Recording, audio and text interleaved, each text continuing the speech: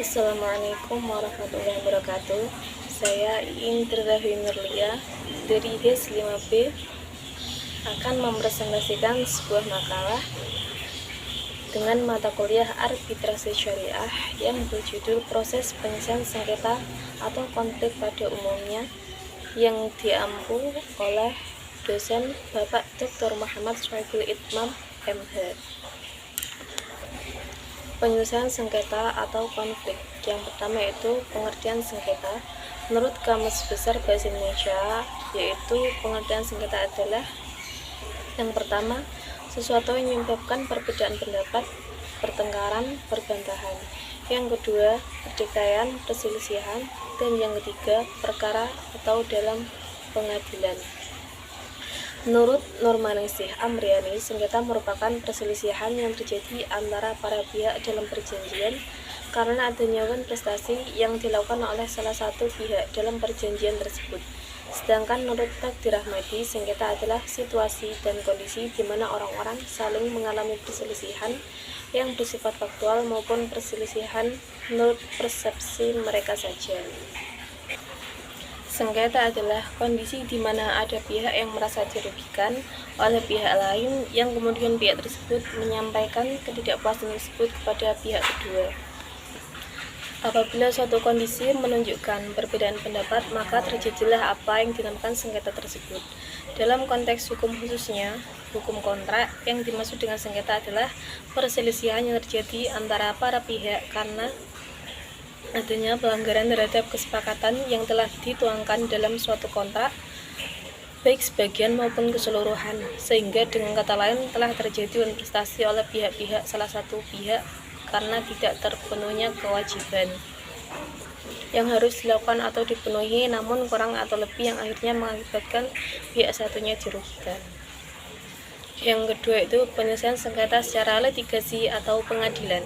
Dalam peraturan perundang-undangan tidak ada yang memberikan definisi mengenai litigasi, namun dapat dilihat di dalam pasal 6 ayat 1 Undang-Undang Nomor 30/1999 tentang arbitrase, yang pada intinya mengatakan bahwa sengketa dalam bidang perdata dapat diselesaikan para pihak melalui alternatif penyelesaian sengketa yang dilandasi etikat baik dengan mengesampingkan penyelesaian secara litigasi di pengadilan negeri, sehingga dapat disimpulkan bahwa litigasi merupakan proses penyelesaian perselisihan hukum di pengadilan yang mana setiap pihak bersengketa memiliki hak dan kewajiban yang sama baik untuk mengajukan gugatan maupun membantah gugatan melalui jawaban.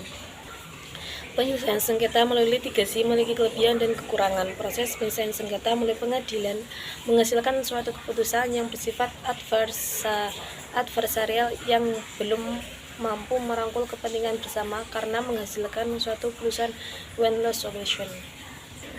Selanjutnya, penyelesaian sengketa secara non-litigasi atau non-pengadilan. Rahmati Usman, SCMH, mengatakan bahwa selain melalui litigasi atau pengadilan, penyelesaian sengketa juga dapat diselesaikan melalui jalur non-litigasi atau di luar pengadilan, yang biasanya disebut dengan Alternative Dispute Resolution atau ADR di Amerika. Di Indonesia biasanya disebut dengan alternatif penyelesaian sengketa. Di Indonesia terdapat pemberlakuan khususnya. Di Indonesia terdapat 6 APS. Yang pertama itu konsultasi. Tidak ada suatu rumusan ataupun penyelesaian diberikan dalam Undang-Undang Nomor 30/1999 tentang pasar modal mengenai makna maupun pengertian konsultasi. Selanjutnya itu negosiasi. Istilah negosiasi tercantum dalam pasal 1 angka 1 Undang-Undang Nomor 30/1999 tentang arbitrase, yaitu sebagai salah satu APS.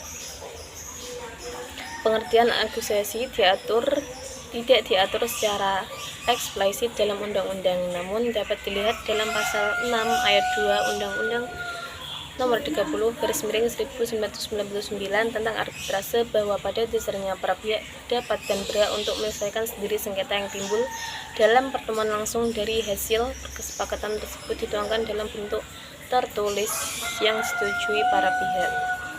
Selanjutnya itu mediasi. Menurut pasal 1 angka 1 Peraturan Mahkamah Agung Nomor 1 tahun 2016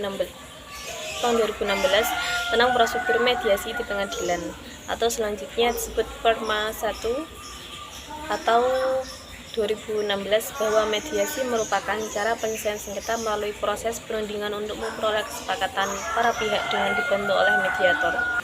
Selanjutnya itu konsiliasi. Pengertian mengenai konsiliasi tidak diatur secara eksplisit dalam Undang-Undang Nomor 30/1999 tentang arbitrase, namun penyebutan konsiliasi sebagai salah satu lembaga alternatif penyelesaian sengketa dapat ditemukan dalam ketentuan pasal 1 angka 10 dan alinea ke-9 dalam penjelasan umum Black's Law Dictionary memberikan.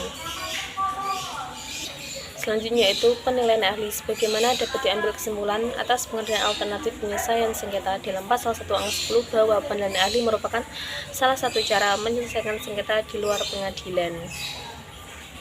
Yang selanjutnya itu arbitrase. Landasan hukum mengenai arbitrase dapat dilihat dalam beberapa peraturan perundang-undangan di Indonesia.